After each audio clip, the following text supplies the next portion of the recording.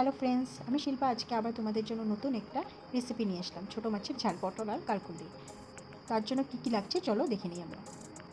কুচানো পেঁয়াজ, কাঁচা লঙ্কা, পরিমাণ মতো হলুদ, পরিমাণ মতো নুন, গোটা জিরে, সবজি ডুমডুম করে কেটে রাখা আছে, কারকুল আর পটল।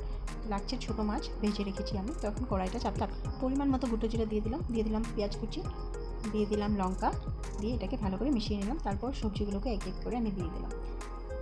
সবজিগুলোকে ভালো করে দেওয়ার পর আমি এখানে পরিমাণ মতো হলুদ, পরিমাণ মতো নুন দিয়ে এটাকে ভালো করে মিশিয়ে নিলাম। ভালো করে মিশিয়ে এটাকে আমি 10 থেকে 15 মিনিট এটাকে ভালো করে ঢাকনা দিয়ে ঢেকে রাখবো। ঢাকনা ওঠানোর পর দেখবে এটাকে মিশিয়ে গেছে।